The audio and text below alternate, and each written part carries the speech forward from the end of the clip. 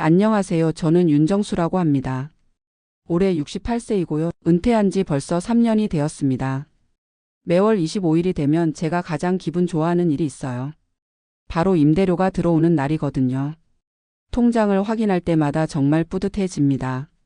상가 1층에서 치킨집을 운영하는 김 사장님이 150만 원, 2층 사무실을 쓰는 작은 회계사무소에서 80만 원, 그리고 3층 원룸 두 곳에서 각각 35만 원씩 70만 원. 총 300만 원이 꼬박꼬박 들어와요. 여기에 국민연금 92만 원까지 합치면 월 392만 원. 아내와 둘이 사는 데는 충분하고도 남는 금액입니다. 사실 제가 이렇게 여유로운 노후를 보낼 수 있다는 걸 젊었을 때는 상상도 못했어요. 30년 전만 해도 저는 그냥 평범한 회사원이었거든요. 중견 제조업체에서 영업관리 업무를 했는데 월급은 당시 기준으로 350만 원 정도 받았어요. 그때 제 나이가 38세였는데 어느 날 문득 이런 생각이 들었어요. 이대로 계속 월급만 받아서는 노후가 불안하겠다는 생각이 말이에요. 당시 우리 부부는 아파트 하나 장만하는 것도 벅찼거든요. 서울 강북의 작은 아파트에 살면서 대출금을 갚아나가고 있었는데 자녀 둘 교육비까지 생각하니 정말 빠듯했어요. 그런데 회사 선배 한 분이 작은 상가 건물을 하나 사셨다는 이야기를 들었어요. 처음에는 우리 같은 서민이 무슨 건물을 사냐고 생각했는데 그 선배님이 하신 말씀이 제 인생을 바꿔놓았어요. 정수야, 월급은 일을 그만두면 끝이지만 건물은 나이 들어서도 계속 돈을 벌어다 줘. 그 말씀이 계속 머릿속에 맴돌았어요. 그래서 주말마다 부동산을 다니기 시작했습니다. 처음에는 정말 아무것도 몰랐어요. 수익률이 뭔지, 임대차 계약은 어떻게 하는 건지, 건물 관리는 어떻게 해야 하는지 전혀 몰랐거든요. 하지만 포기하지 않고 계속 공부했어요. 도서관에서 부동산 관련 책들을 빌려서 읽고 부동산 투자 강의도 들어보고 실제로 건물을 운영하는 분들 이야기도 많이 들었어요. 그러던 중에 서울 외곽 지역에 작은 상가 건물 하나가 매물로 나왔어요. 지상 3층짜리 건물인데 1층은 상가, 2층과 3층은 사무실이나 원룸으로 쓸 수 있는 구조였어요. 가격은 당시 기준으로 6억 5천만 원이었어요. 저희 부부에게는 정말 큰 돈이었죠. 아내는 처음에 극구 반대했어요.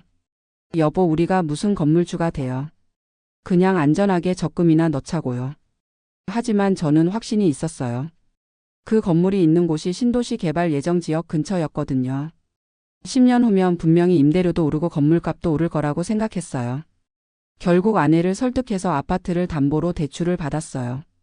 4억 원을 대출받고 그동안 모아둔 적금 2억 5천만 원을 합쳐서 건물을 샀어요. 2005년 봄의 일이었습니다. 건물을 사고 나서 정말 많은 일들이 있었어요. 처음에는 임차인을 구하는 것부터 막막했어요. 1층 상가는 6개월 동안 비어 있었고 2층도 쉽게 세입자가 들어오지 않았어요. 그때는 정말 후회도 많이 했어요. 괜히 건물 같은 걸 샀나 하는 생각도 들었고요. 하지만 시간이 지나면서 조금씩 안정이 되기 시작했어요.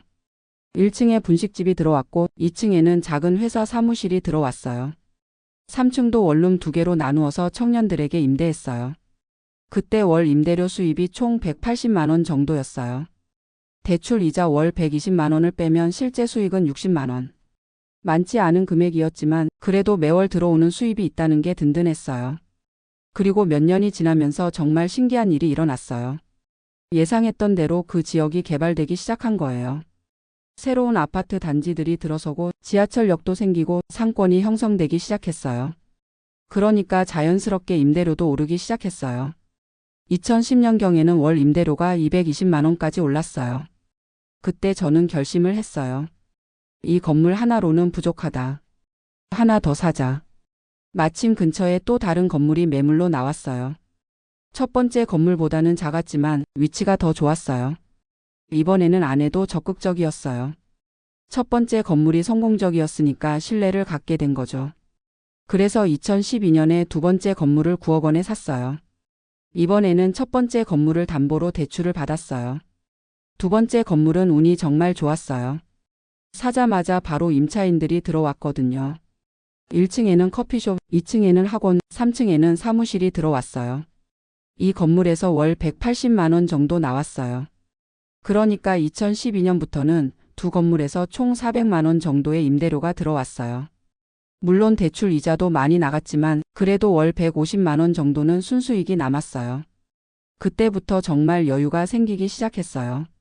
자녀들 교육비 걱정도 덜했고 가족 여행도 자주 갈 수 있었어요. 하지만 더 중요한 건 노후에 대한 불안감이 많이 줄어들었다는 거예요. 이 정도면 나중에 월급 없어도 살 수 있겠다는 확신이 들었거든요. 그런데 2018년에 큰 결정을 했어요. 두 번째 건물을 팔기로 한 거예요. 그 건물이 있던 지역 개발이 본격화되면서 건물 가격이 엄청 올랐거든요. 9억 원에 샀던 건물이 15억 원까지 올랐어요. 저는 욕심을 부리지 않기로 했어요. 14억 원에 팔고 그 돈으로 첫 번째 건물 대출을 모두 갚았어요. 그러니까 2018년부터는 첫 번째 건물 하나만 남았는데 대출이 전혀 없는 상태가 되었어요. 그때 첫 번째 건물 임대료가 월 280만 원까지 올라 있었어요. 대출 이자 부담이 없으니까 그 돈이 고스란히 수익이었어요. 2022년에 정년퇴직을 할 때 저는 전혀 두렵지 않았어요. 오히려 기대가 되었어요.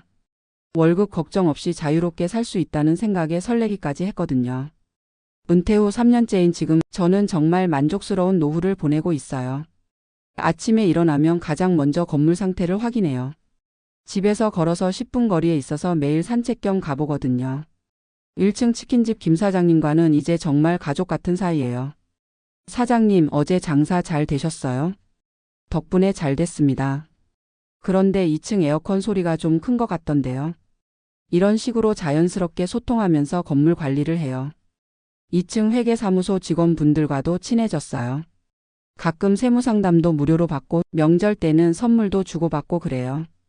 3층 원룸에 사는 젊은 친구들과도 좋은 관계를 유지하고 있어요. 공과금이나 인터넷 문제가 생기면 바로 해결해드리고 늦은 밤에 너무 시끄럽게 하지만 않으면 넉넉하게 봐줘요. 임대료 인상도 최소한으로 해요. 2년에 한 번씩 5만 원 정도만 올리거든요. 요즘 같은 시대에 착한 임대료라고 다들 고마워해요.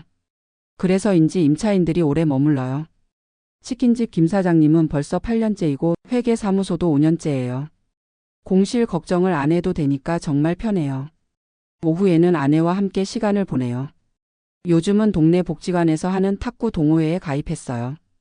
일주일에 3번씩 가는데 거기서 만난 분들과 정말 재미있게 지내고 있어요. 목요일마다는 아내와 함께 영화를 보러 가요. 젊었을 때는 시간이 없어서 못했던 일들을 지금 하나씩 하고 있어요. 경제적 여유가 생기니까 자녀들에게도 부담을 주지 않게 되었어요. 오히려 가끔 용돈도 주고 손주들 학용품이나 옷도 사주고 그래요. 예전에는 명절 때마다 자녀들이 부담스러워하는 게 느껴졌는데 지금은 오히려 자녀들이 자주 놀러 와요. 아버지가 정년퇴직하고 오히려 더 젊어지신 것 같아요. 딸이 이런 말을 할 때 정말 뿌듯해요. 물론 힘든 일도 있었어요. 특히 2020년 코로나19 때는 정말 어려웠어요. 1층 치킨집 매출이 반토막 났고 2층 회계사무소도 재택근무를 많이 하게 되었어요. 김 사장님이 찾아와서 임대료를 좀 깎아달라고 하셨어요. 사장님, 요즘 정말 어려워서 그러는데 임대료를 좀 조정해 주실 수 있을까요? 고민을 많이 했어요. 저도 그 돈으로 생활하는 입장이니까요.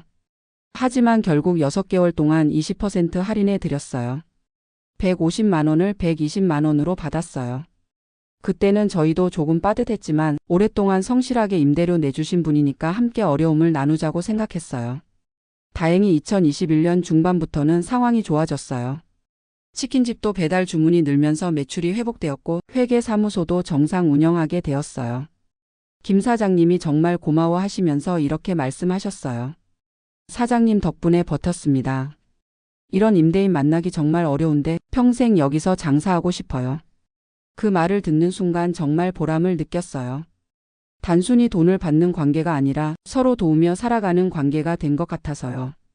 작년에는 건물 노후화로 큰 공사를 해야 했어요. 외벽 도색과 방수 공사, 그리고 낡은 배관 교체 작업까지. 총 800만 원이 들었어요.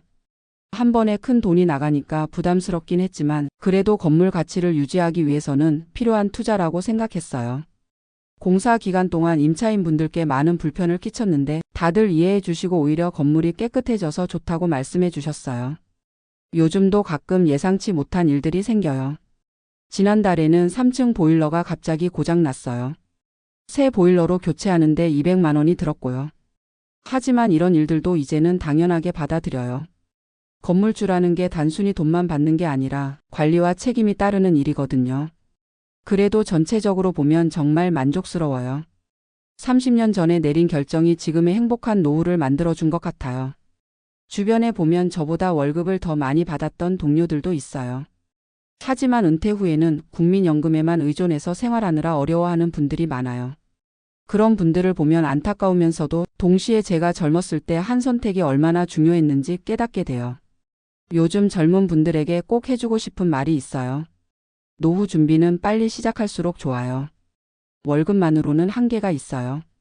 작은 것부터라도 투자를 시작해 보세요. 물론 지금은 제가 건물을 샀을 때보다 부동산 가격이 많이 올랐어요. 하지만 방법은 있다고 생각해요. 작은 상가부터 시작하거나 여러 명이 함께 투자하는 방법도 있고 꼭 부동산이 아니더라도 다양한 투자처가 있잖아요. 중요한 건 월급 외에 다른 수입원을 만들어 놓는 거예요. 그래야 나이 들어서도 당당하게 살 수 있어요. 저는 68세지만 아직도 할 일이 많아요. 건물 관리도 해야 하고 임차인 분들과 좋은 관계도 유지해야 하고 앞으로 건물을 어떻게 개선할지도 계획해야 하고요. 무엇보다 아내와 함께 건강하게 오래 살면서 이 안정적인 수입으로 품위 있는 노후를 보내고 싶어요. 가끔 통장에 찍힌 300만 원을 보면서 생각해요. 정말 잘한 선택이었다. 물론 운도 좋았고 시기도 잘 맞았어요.